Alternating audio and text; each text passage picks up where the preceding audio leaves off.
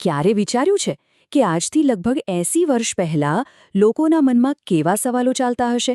એ લોકો જીવનના કયા રહસ્યો ઉકેલવા માંગતા હશે? ચાલો આજે આપણે સમયમાં પાછા ફરીએ અને 1940ના અખંડ જ્યોતિના એક અંક દ્વારા એ જ શાશ્વત પ્રશ્નોની દુનિયામાં એક નજર કરીએ. જોઈએ કે એ સમયની જિજ્ઞાસા અને આજની આપણી જિજ્ઞાસામાં કેટલું સામ્ય છે. માનવ જીવનનો વાસ્તવિક હેતુ માનવતામાંથી દિવ્યતા તરફ આગળ વધવાનો છે. યુગઋષિ પંડિત શ્રી રામ શર્મા આચાર્યજીનો આ એક જ વિચાર આપણી આખી ચર્ચાનો પાયો છે.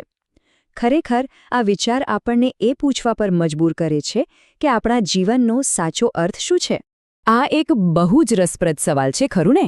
શું 80 વર્ષ પહેલાં લોકો જે વિચારતા હતા, જે પ્રશ્નો પૂછતા હતા, એ આજના પ્રશ્નોથી સાવ અલગ હતા? કે પછી ટેકનોલોજી અને દુનિયા બદલાઈ ગઈ, પણ માણસની મૂળભૂત જિજ્ઞાસા તો એની એ જ રહી છે?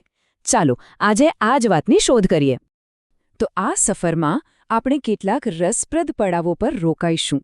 સૌથી પહેલાં જ્ઞાનની બારીમાંથી જોઈશું, પછી આંતરિક વિશ્વ પર પ્રભુત્વ મેળવવાની વાત કરીશું, ત્યાંથી આગળ વધીને જીવવાની કળા શીખીશું અને પછી રહસ્યોની પાર જવાની કોશિશ કરીશું અને અંતે આ બધામાંથી જે શાશ્વત પ્રશ્નો ઊભા થાય છે તેની ચર્ચા કરીશું.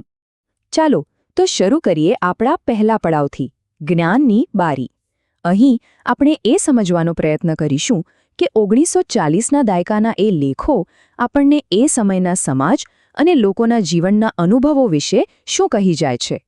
હવે વાત કરીએ આંતરિક વિશ્વ પર પ્રભુત્વ મેળવવાની. જુઓ, બહારની દુનિયાને જીતવી કદાચ સહેલી હોય, પણ પોતાના જ મનને સમજવો અને એના પર કાબૂ મેળવવો એ તો સદીઓથી એક મોટો પડકાર રહ્યો છે. એ સમયે પણ મન સાથે જોડાયેલા બે મુખ્ય વિષયો પર ખૂબ ભાર મૂકવામાં આવ્યો હતો. એક ચંચળ મન અને તેનું સંયમ, અને બીજું સ્મરણ શક્તિ અને તેનો વિકાસ. આ બંને વિષયો આજે પણ એટલા જ મહત્વના છે જેટલા એ સમયે હતા. ચંચળ મન. આ શબ્દ સાંભળતા જ આપણને આપણું મન યાદ આવી જાય, નહીં? 1940માં પણ લોકોને મનની આ ચંચળતા સતાવતી હતી. અને આજે તો આપણી પાસે સોશિયલ મીડિયા અને હજારો ડિસ્ટ્રેક્શન્સ છે, એટલે મનને શાંત રાખવાની જરૂરિયાત કદાચ પહેલાં કરતાં પણ વધારે છે. આ સમસ્યા ખરેખર સાર્વત્રિક છે.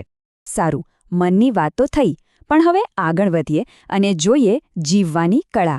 એટલે કે રોજિંદા જીવનમાં આધ્યાત્મિકતાને કેવી રીતે વણી શકાય એના પર એ સમયે શું માર્ગદર્શન આપવામાં આવતું હતું.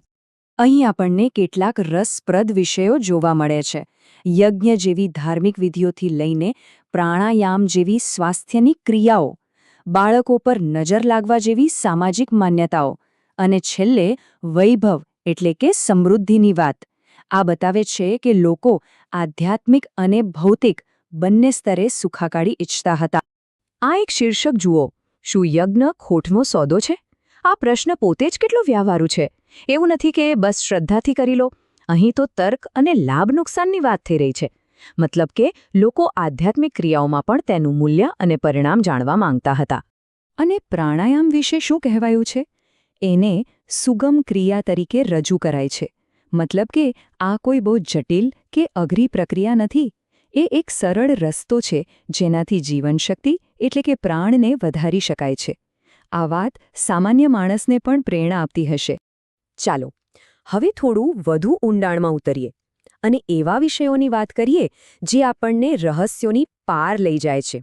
એવા રહસ્યો જે જીવનના સૌથી મોટા પ્રશ્નો સાથે જોડાયેલા છે.